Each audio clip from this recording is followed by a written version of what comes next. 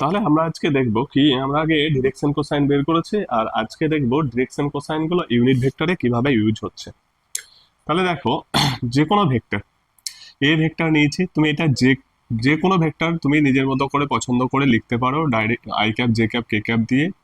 ঠিক আছে, তাহলে আমরা এখানে একটা ভেক্টর নিয়েছি কি, দেখো এখানে আমাদের একটা ভেক্টর নেওয়া আছে, এটা I cap plus J cap plus K cap. Okay, তো মড এ হবে কি, মড এ হয়ে যাবে √3। তাহলে এল ইকুয়াল টু কি কস আলফা, কস আলফা মানে হচ্ছে এখানে আই ক্যাপের কম্পোনেন্ট, মানে এখানে কি এ এক্সটা কত, এ এক্সটা, তাহলে এখানে এ সাফিক্স এক্স হচ্ছে 1, আর এখানেও দেখো A Y component of J cap, component of J cap A Y equal to এটা 1, আর এ জেড মানে এটা 1।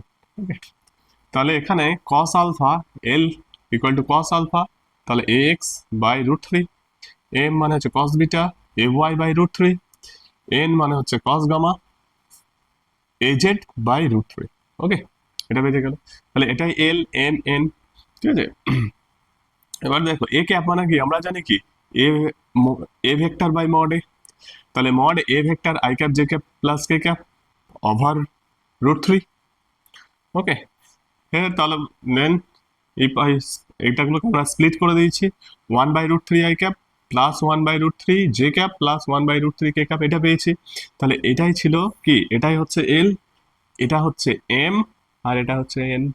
ওকে, তাহলে l I cap plus M J cap plus N K cap, এটা অ্যাকচুয়ালি আমাদের কি আসবে, এটা আসছে এ ক্যাপ। তাহলে যে কোনো ভেক্টরে তুমি যে কোনো ভেক্টর লিখতে পারো। ঠিক আছে, এবার ধরো যে কোনো ভেক্টর যদি আমরা ধরি, এ ভেক্টর কে আমরা লিখছি a vector equal to a x i cap plus A y j cap plus A z k cap. তাহলে এল এখানে কি আসবে বলো তো, এল দেখবে আসবে এল ইকুয়াল টু আসবে A x by √over A X square plus A Y square plus A Z square.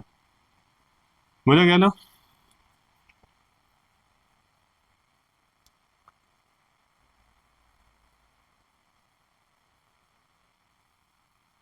Okay, A Z square, এটা এল পেলাম।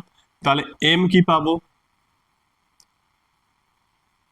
এম যদি এটা বুঝতে না পারছো তাহলে আবার দেখো এর মড নাও, আর এটা কি আছে এক্স এর আই ক্যাপের কম্পোনেন্ট নাও, তাহলে এল ক্যাপ পেয়ে যাবে, কস আলফা পেয়ে যাবে।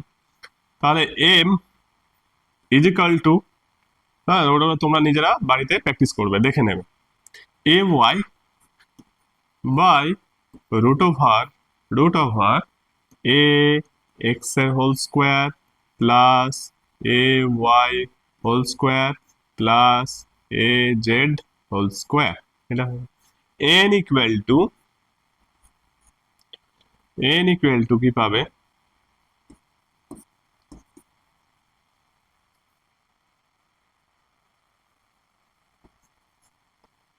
এন ইকুয়াল টু পাবে A Z √over A X square plus A Y square plus A Z whole square. Okay, বোঝা গেল? তাহলে এটা এল এম। তাহলে এ ক্যাপ কি পাচ্ছ, এ ক্যাপ একই জিনিস পাবে, L A cap equal to L I cap plus M J cap plus N K cap.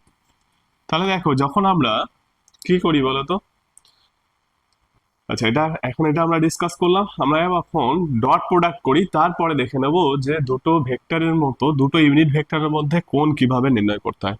আগে আমরা ডট প্রোডাক্ট শিখি, তারপরে বের করব কি, যে দুটো ভেক্টরের মধ্যে অন্তর্বর্তী কোণ কিভাবে নির্ণয় করব।